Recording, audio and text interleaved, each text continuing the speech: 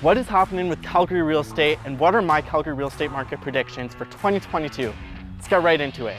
Today, we'll be going over the frequently asked questions, what's happening in Calgary's real estate market, what happened in June, and my market predictions for the rest of 2022. The most common question I'm getting from buyers and investors right now is, are multiple offers still happening and are people paying above list price?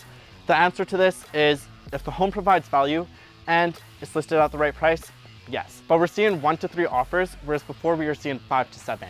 It sort of depends on how the seller lists their house. And there's 3 different ways the seller can list their house. Number 1, they can try to get the perfect buyer, which is when they list super high and hope that the perfect buyer will come and pay that premium price for their property. The second way they can do it is they can list the price at market value.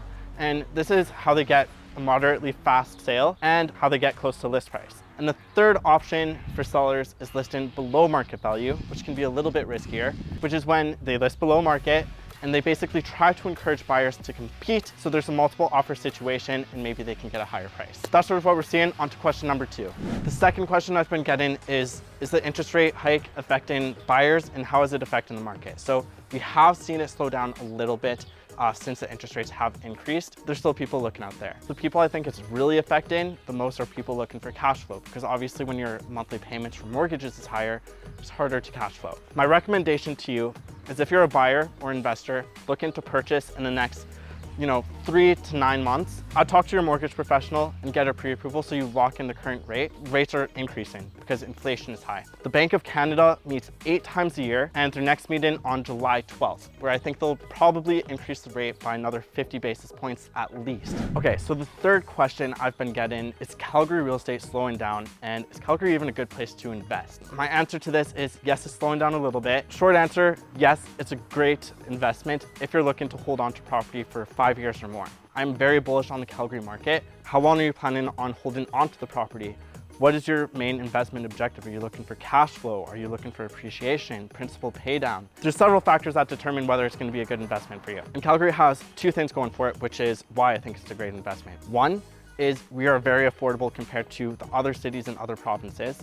And number 2, we have lots of economic development. We're having lots of growth right now. So there's lots of opportunity for people and especially for investors. Okay, so what are my market predictions for 2022? Now, obviously I can't tell 100% because I don't have a magic ball. It's not like I can tell the future. If that were the case, I'd be the richest man alive. But based on what I'm seeing, this is what I'm thinking. So typically, Calgary has a very hot spring market. Yeah, May, June, July, those are the very hot months. This year, we saw that happen a little bit earlier. February, March, April.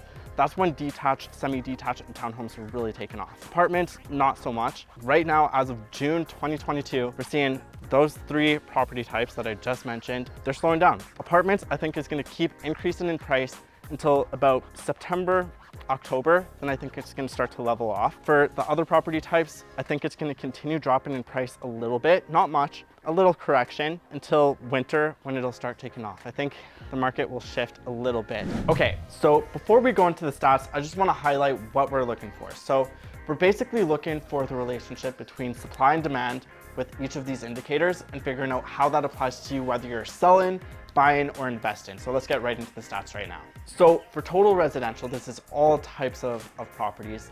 We had 2,842 sales, which is a 2.5% decrease compared to this time last year. So sales are decreasing, which means that there's less demand for Calgary real estate. In June, there's 4,061 new listings on the market, which is also less than previous months and last year. I find interesting because that's less than before, and typically the spring market has more people listing at this time. Now, the reason why I think there's less new listings than usual is because people that wanted to sell, the motivated sellers, already listed their home during the hot market earlier in the year. So now we're just left with the people that are now just deciding to sell, not the people that have been thinking about it, that were super motivated. And when homes stay on the market, buyers have more options available to them. And that leads us into the next indicator, which is the months of supply. The months of supply basically tells us how long it would take to sell all of the active inventory in June's market. The months of supply for June was 1.90 months. In Calgary, balanced market is between 2.5 months to 4 mons. Anything more than 4 2.4 months is considered a buyer's market, and anything less than 2.5 months is considered a seller's market. Overall, still a very strong seller's market. The average residential price in Calgary right now is $543,900, which is about $3,000 less than last month. So now that we've gone through the total residential, it's time to break down the numbers for apartments, row and townhomes, semi-detached, and detached. That being said, let's get right into it. So we ran out of time when filming yesterday, so now I'm filming the rest on my phone. So sorry about that.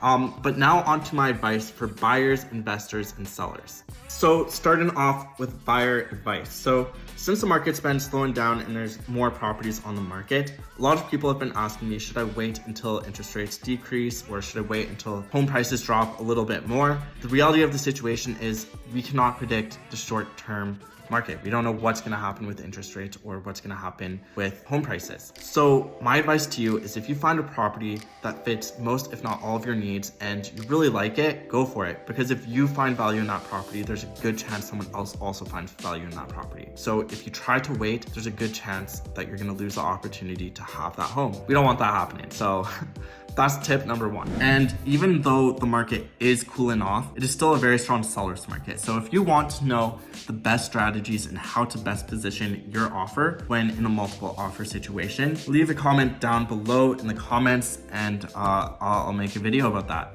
So let's get on to investor advice. So if you're looking for a rental property where you're gonna need to put in work, or if you're looking for a property that you're planning on like flipping or doing renovations to add value to it, my advice for all investors, but especially those two groups, act fast, because properties where the numbers make sense, there's other investors looking for those properties as well. So they're gonna go very fast. So you want to make sure that you give yourself the best opportunity to get that property before someone else snatches it up.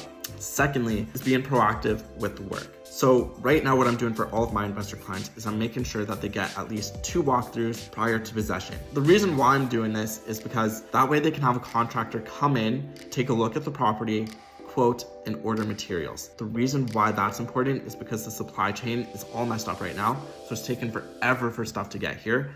And number 2, prices of materials have been going up like week after week pretty much. It's very important to do that because time is money and you don't want to take possession of your property and then have to wait a month or 2 for your materials to come. It's better to just be proactive and ready to go. That way you're not just wasting time and money. On to the tips for sellers. Your house is gonna help sell other people's houses, or their homes are gonna help sell yours. So here's an example. Let's say 2 people list, one person, the exact same house. One person lists at $500,000, one person lists at $520,000. All of the buyers, of course, are gonna go to the person that listed at $500,000. And they're probably gonna get multiple offers if there's a lot of demand in that area. Whereas the person that listed at 520 is gonna get no offers. I think we can pretty much all agree that we'd rather be house number 1 where all the buyers come. So we just need to make sure we position ourselves that way in the market. So let's get into the market stats for June 2022. Let's start with sales. Sales is slowed down. We saw 2,842 sales, which is 2.5% less than this time last year. Detached homes were down 18% compared to this time last year, and semi-detached homes were down 8% compared to this time last year. Row and townhomes were up 35% compared to this time last year,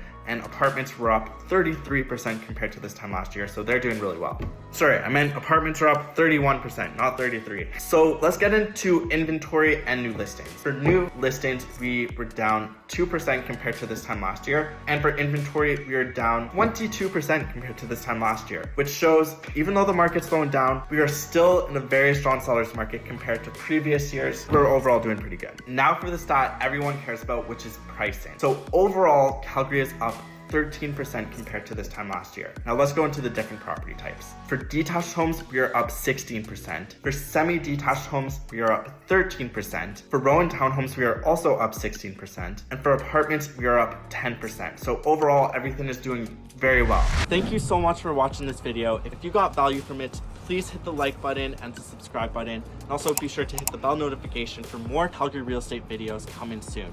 If you have any questions, please leave a comment down below, but I look forward to seeing you guys in the next video. Take care.